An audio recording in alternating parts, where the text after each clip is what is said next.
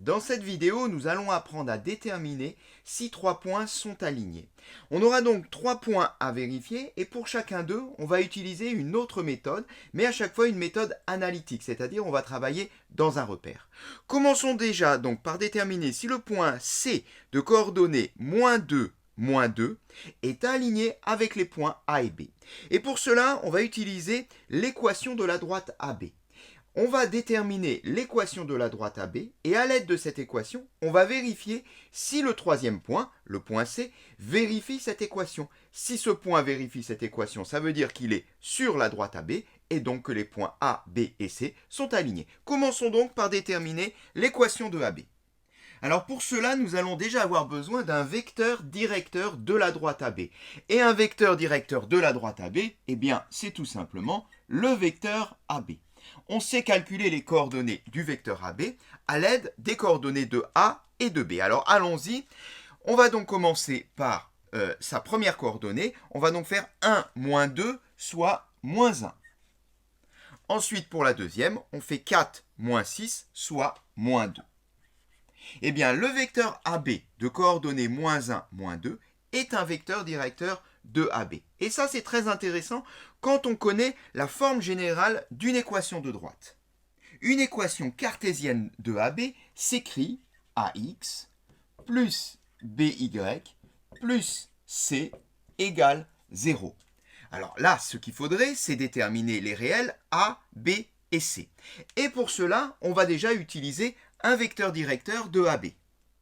Car on sait que lorsque l'équation cartésienne de AB s'écrit de cette manière, eh bien un vecteur directeur de AB a pour coordonnée moins B, A. On va l'écrire à côté de notre vecteur AB. Et à partir de là, on va pouvoir récupérer les valeurs A et B à partir des coordonnées de AB. Parce que si moins B vaut moins 1, on en déduit dans ce cas-là que B vaut 1. Ce qui veut dire que ici, je peux remplacer B par 1, c'est-à-dire écrire 1Y ou écrire tout simplement Y. Par ailleurs, A vaut moins 2, ce qui fait que ici, dans l'équation cartésienne, je peux remplacer A par moins 2. Eh bien, on a déjà bien avancé puisque maintenant, une équation cartésienne de AB est sous la forme moins 2x plus y plus c égale à 0. Qu'est-ce qui nous reste? Eh bien, il nous reste juste à déterminer c. Et pour cela, on va utiliser un point de la droite AB et on va remplacer les coordonnées de ce point dans l'équation telle qu'elle est.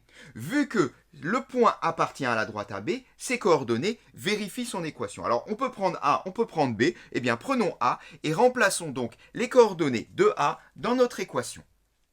Les coordonnées de A vérifient l'équation, soit moins 2 multiplié par l'abscisse de A, soit 2, plus l'ordonnée de A, soit 6, plus C égale à 0. Eh bien, on voit là qu'on a une petite équation d'inconnu C. Ça devient très facile de déterminer C. Il suffit de résoudre cette équation. Moins 2 fois 2 fait moins 4, plus 6 plus C égale à 0. Moins 4 plus 6, ça fait 2. 2 plus C égale à 0. On en déduit que C égale moins 2. On a maintenant déterminé C. On peut remplacer dans l'équation cartésienne de la droite AB. De ce fait, l'équation cartésienne s'écrit moins 2x plus y moins 2 égale à 0. La question est de savoir maintenant si C appartient à la droite AB. Autrement dit, si les coordonnées de C vérifient cette équation. Si c'est le cas, on pourra dire que C appartient à B. Donc, remplaçons les coordonnées de C dans cette équation et regardons si on trouve bien 0.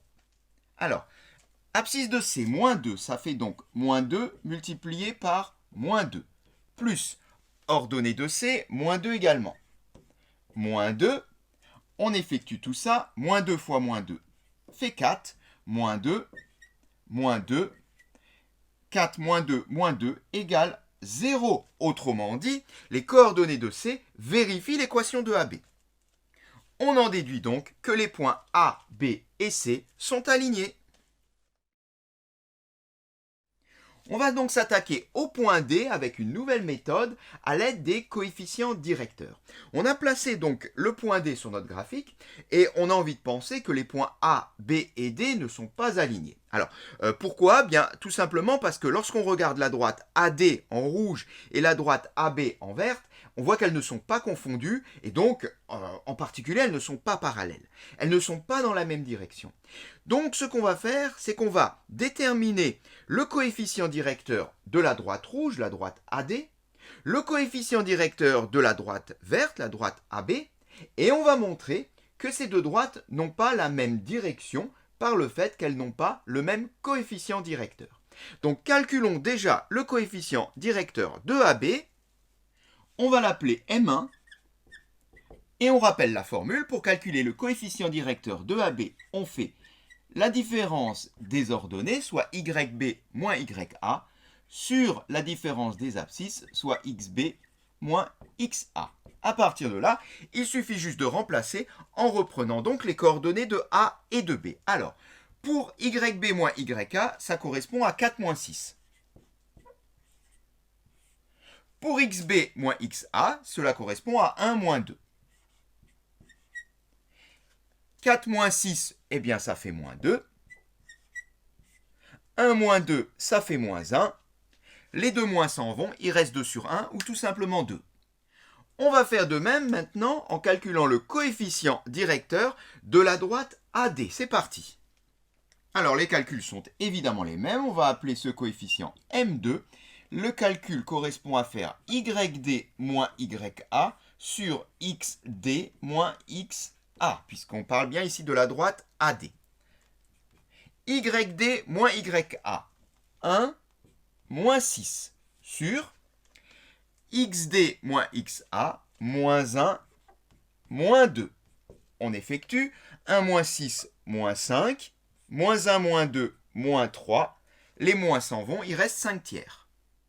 Eh bien, là c'est clair, les coefficients directeurs sont différents, on peut l'écrire. Les coefficients directeurs étant différents, les droites AB et AD ne peuvent pas avoir la même direction. On en déduit bien évidemment que dans ce cas, les points A, B et D ne sont pas alignés, c'est bien ce qu'on avait conjecturé. On peut l'écrire. On peut passer au point E avec cette fois la méthode des vecteurs directeurs. Alors on a également fait la construction et là on a envie de penser cette fois-ci que les points A, B et E sont bien alignés. Eh bien on va le vérifier et pour cela on va utiliser une méthode, donc celle des vecteurs directeurs comme je l'ai dit, mais c'est une méthode qui ressemble un petit peu à la précédente puisque on va s'attacher à vérifier que les droites, les deux droites concernées, donc ici AB et AE, on va travailler avec AB et AE, sont dans la même direction, mais au lieu de passer par les coefficients directeurs, on va passer par les vecteurs directeurs. Donc, on va déjà commencer par calculer un vecteur directeur de AB, puis ensuite un vecteur directeur de AE. Alors, pour AB, on passe sur les calculs, car on l'a déjà calculé dans la première question, on avait trouvé moins 1, moins 2.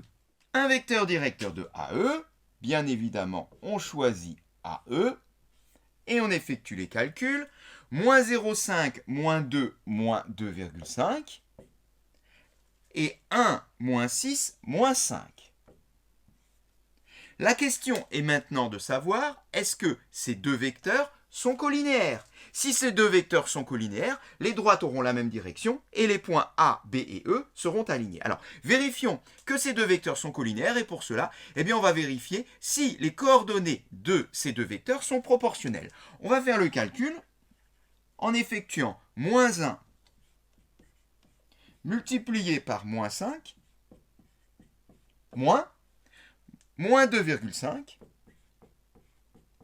multiplié par moins 2.